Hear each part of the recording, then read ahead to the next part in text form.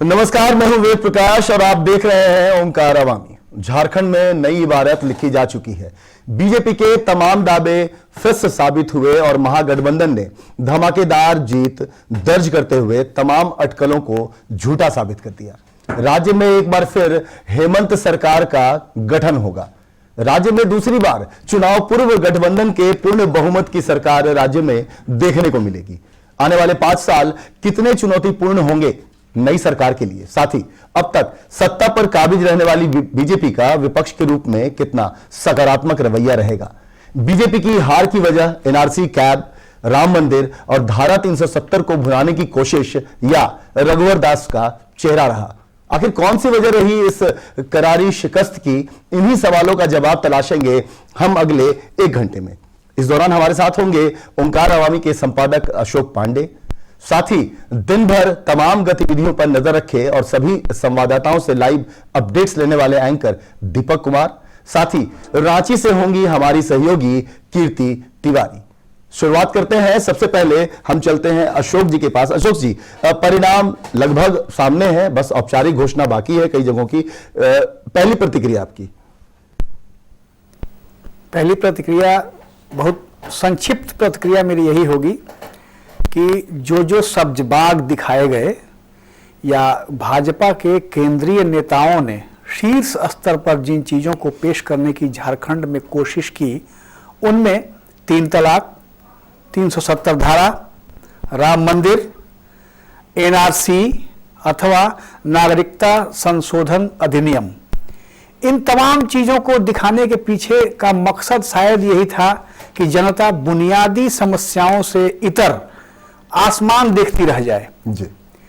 लेकिन जमीनी हकीकत, जो हम लोग पहले भी इस पर चर्चा कर चुके हैं, जमीनी हकीकत अगर भूख हो तो वेद जी, मैं आपको बता दूं कि एक बड़े काबिल शायर ने कभी लिखा था, तन की हवस मन को गुनहगार बना देती है, बात की बात में बेकार बना देती है, भूखे लोगों को राजनीति सिखाने वालों, भूख इंसान को गद्दार बना देती है।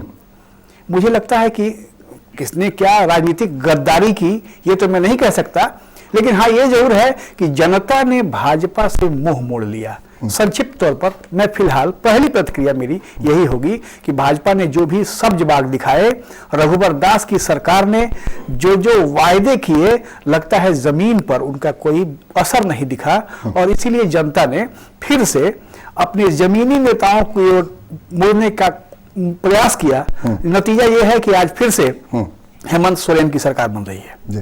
चलिए अब दीपक के पास चलते हैं। दीपक, आप दिन भर तमाम संवाददाताओं से अपडेट्स लेते रहे, खबरों तक को दर्शक तक पहुंचाते रहे और तमाम अपडेट्स हमने दिखाया।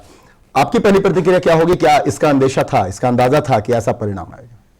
इसका अंदाजा थोड़ा बहुत शायद बीजेपी को भी रहा होगा और एग्जिट पोल के बाद बीजेपी खेमे में उसी समय से मायूसी की लहर दौड़ गई होगी, क्योंकि उन्हें आभास हो गया था कि हमने अपने सहयोगियों से जो दूरी बनाई है, ये 1500 वोट लाने वाले स्थानीय नेता भी जो जेडीयू और एलजेपी के प्रत्याशी थे, आजसू के प्रत्याशी थे, वो कई जगहों पर कड़ी टक्कर बीजेपी नेता को देते नजर आए और ऐसे में ये नुकसान बीजेपी को उठाना पड़ा कि वो अपने सहयोगियों को एक साथ लेकर चुनावी मैदान में नहीं उतरी। क्षेत्रीय और छोटे दलों को नजरअंदाज करना बीजेपी को भारी पड़ा और काफी दिलचस्प मुकाबला। किसी एक राउंड में कोई पार्टी प्रत्याशी 100 वोट से बढ़त बनाता दिख रहा है तो अगले राउंड में वो 50 वोट से पिछड़ जा रहा है।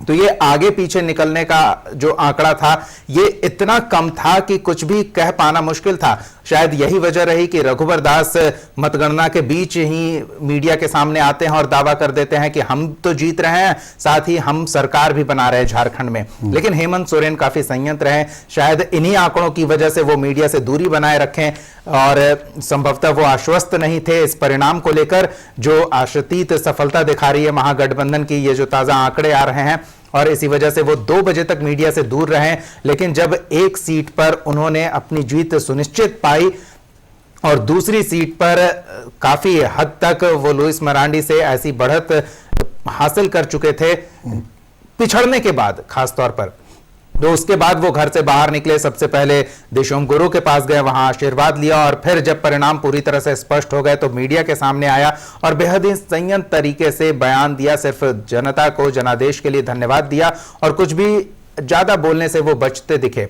और अब जो स्थिति बनती दिख रही है, तमाम जगहों पर जो बीजेपी के प्रत्याशी कुछ बढ़त हासिल करते भी दिख रहे थे, वो पिछड़ते नजर आ रहे हैं। तो ऐसे में साफ है, जैसा अशोक जी ने भी कहा, कि जनता ने बीजेपी को नकार दिया और वो तस्वीरें स्पष्ट कर रही है, आंकड़े हकीकत बयां कर रहे हैं। बिल्कुल। चलिए हम रांची भी चलते हैं। हमारे साथ कीर्ति तिवारी हैं, दिन भर वो फील्ड में भी रही हैं, कई नेताओं के साथ बातचीत भी किया है और तमाम खबरों को देखा है। कीर्ति, क्या कहेंगी आप? आपकी पहली प्रतिक्रिया क्या होगी? उसके बाद हम विस्तार से चर्चा में जाएंगे। देखिए, अगर प्रतिक्रिया की आप बात करेंगे तो सबसे पहली बात तो ये है कि बीजेपी सीधे सीधे ओवर कॉन्फिडेंट का शिकार हुई है, क्योंकि हम सब जानते हैं कि केंद्र के मुद्दे अलग होते हैं और राज्य के मुद्दे अलग होते हैं।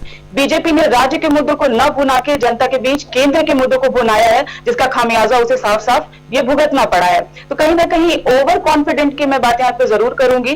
तो बीजेपी जनता के बीच जरूर गई, लेकिन उसने उन मुद्दों को नहीं रखा। विकास के मुद्दे की बात, डबल इंजन सरकार की बात लगातार करती रही, लेकिन हेमंत सोरेन जो है वो हमेशा युवा नेतृत्व की बात करते रहे, क्योंकि उन्होंने रोजगार के मुद्दे को उठाया। युवा जो है उन्हें क्या चाहिए, एक आम जनता को क्या चाहिए? रोटी, कपड़ा, मकान, खाना, रोजगार। तो आम जनता उसी मुद्दे को सबसे ऊपर रखती है, लेकिन रघुबर दास का कहना था कि नहीं, विकास का मुद्दा सबसे बेहतर है। तो कहीं ना कहीं खामियाजा जो है उसी का भुगतना पड़ रहा है। बीजेपी नरेंद्र मोदी का जो लगातार दौरा आया वो भी काम नहीं, कारगर साबित नहीं हो पाया एक तरह से बीजेपी के लिए। और जेएमएम और कांग्रेस और आरजेडी की यानी कि महागठबंधन की अगर मैं बात करूं तो ये बिल्कुल राम गोपाल वर्मा की फिल्म की तरह साबित हुई, यानी कि कम बजट में पैसा वसूल, बड़ा धमाका।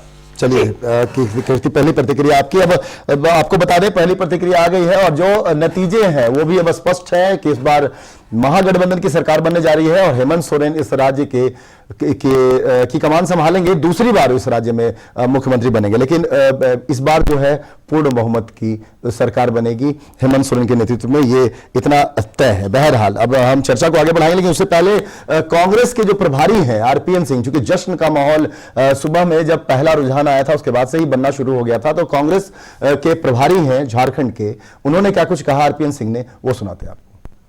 झारखंड चुनाव से पूर्व ही महागठबंधन ने स्पष्ट कर दिया था कि अब की बार महागठबंधन की सरकार ही बनेगी और युवा नेतृत्व की सरकार ही बनेगी। ठीक वैसा ही हुआ है। हमारे साथ आरपीएन सिंह जी हैं, हम इनसे ही जानेंगे जीत को लेकर क्या कहेंगे सर। साफ तौर पे हमें आशीर्वाद जनता का मिला है, पर उतनी ही जिम्मेदारी महागठबंधन की है, क्योंकि जो हाल भारतीय जनता पार्टी ने झारखंड का किया है, जो हमने वादे जनता के साथ किए हैं, उनको पूरा करने के लिए हर कदम उठाएगी कांग्रेस पार्टी। बीजेपी विपक्ष की भूमिका में आ गई है और बीजेपी ने कहा है कि हम विपक्ष की भूमिका जो है वो पूर्ण तरीके से निभाएंगे, उस पर आप क्या कहेंगे?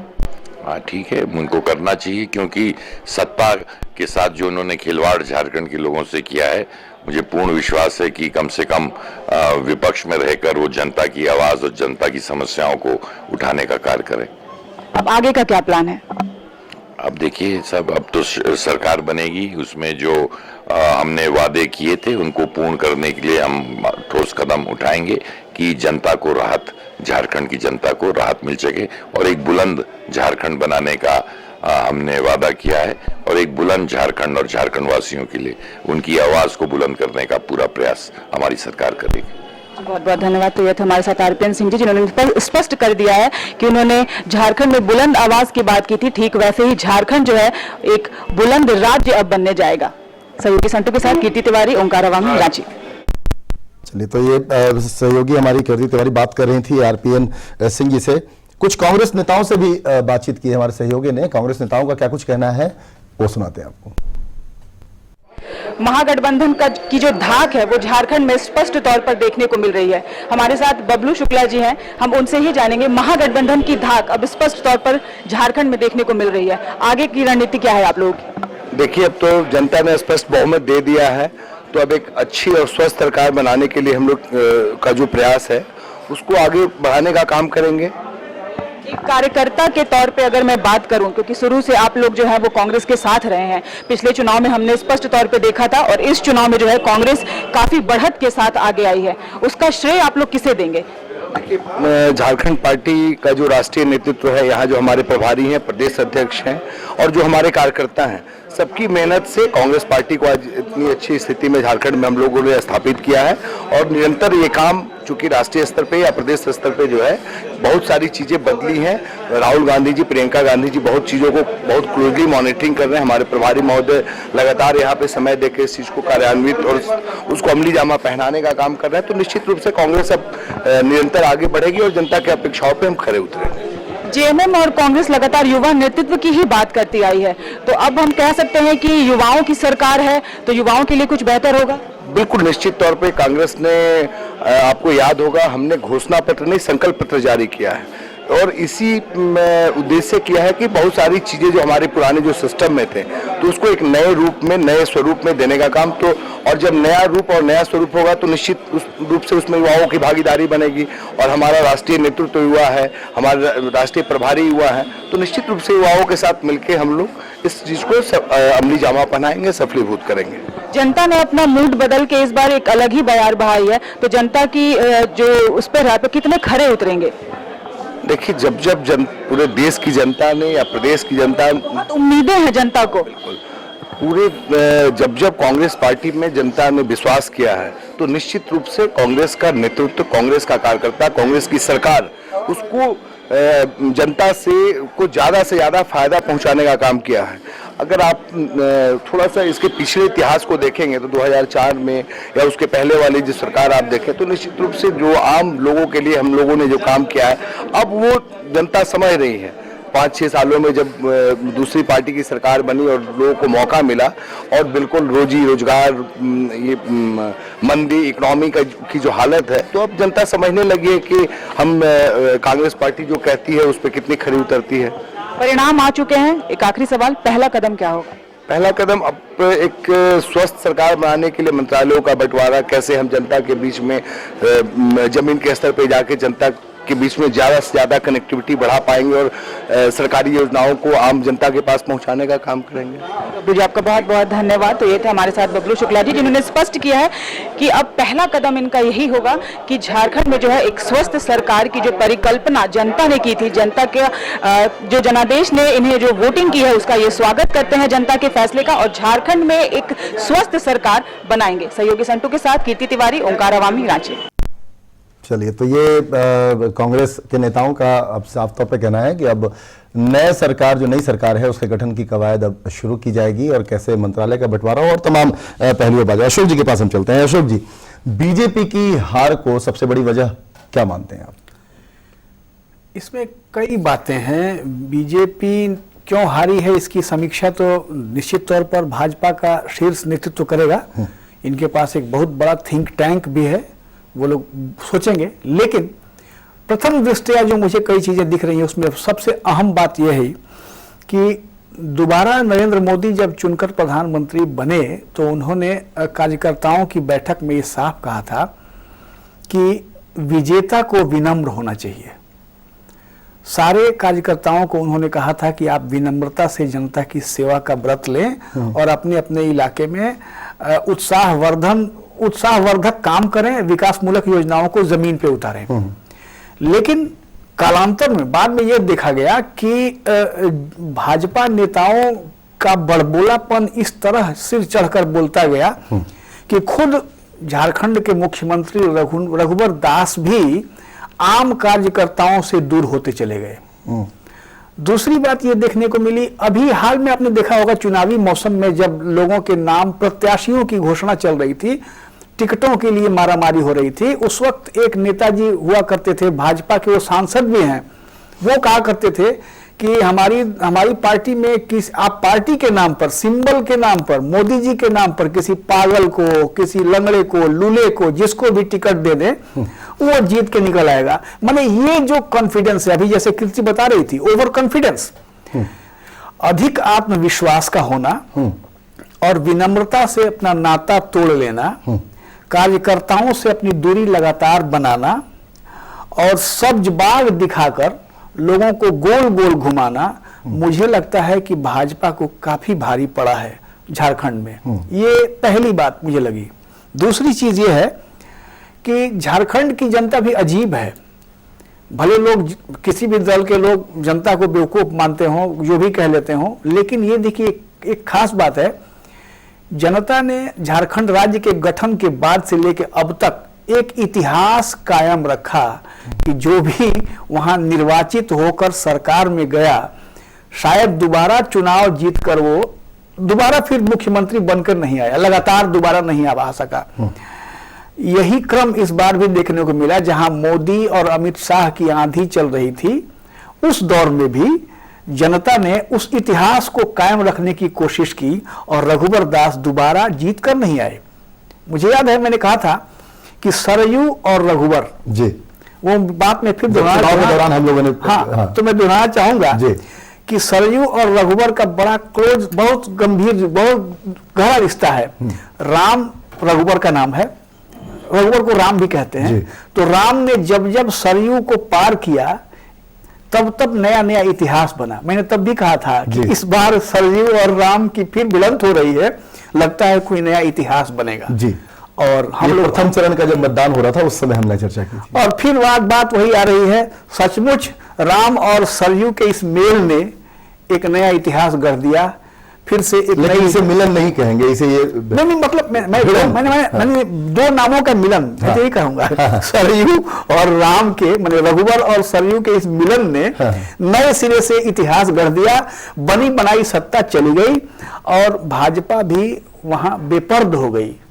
नहीं तो ये कहा जा रहा था कि भाजपा का ये शासन, मतलब नरेंद्र मोदी के इस माने बलिष्ठ शासन में तमाम राज्यों में इनकी सरकार बनती जाएगी। लेकिन अब इसमें दिक्कत की बात यह हो गई, एक नया पॉलिटिकल समीकरण देखने को मिल रहा है। वो ये बहुत खतरनाक होगा आगे चल के, अगर भाजपा के शीर्ष नेतृत्व ने, थिंक टैंक ने अपनी सोच में परिवर्तन नहीं किया तो एक बहुत बड़ी समस्या सामने आ रही है। वो ये कि इन्हें अपने घटक दलों को अपमानित करने या नजरअंदाज करने का सिलसिला बदलना होगा। ये उसी ओवर कॉन्फिडेंस व्यापार है जी। दूसरी बात ये होगी कि एक नया पॉलिटिकल सिचुएशन क्रिएट हो रहा है, एक नई स्थिति बन रही है जिसमें जो क्षेत्रीय दल हैं वो जिस कांग्रेस को लगातार भाजपा के लोग कांग्रेस पर ही हमला करते कि उन्हें मालूम है कि अखिल भारतीय स्तर पर भाजपा को रोकने की शक्ति सिर्फ कांग्रेस में है। कांग्रेस ने बहुत बुद्धिमानी से यह काम किया कि हर राज्य में क्षेत्रीय दलों के साथ हाथ मिलाकर वो भाजपा से लड़ेंगे। ये जो एक नया ट्रेंड देखने को मिल रहा है कि जहां आप क्षेत्रीयता को दरकिनार कर रहे हैं, भाजपा जहां क्षेत्रीय दलों को दरकिनार कर रही है, नजरअंदाज कर रही है, वहीं कांग्रेस क्षेत्रीय दलों के साथ हाथ मिलाकर उनकी शर्तों पर बिल्कुल गठबंधन कर रही है। और इसके नतीजे अब देखने को मिलने लगे हैं।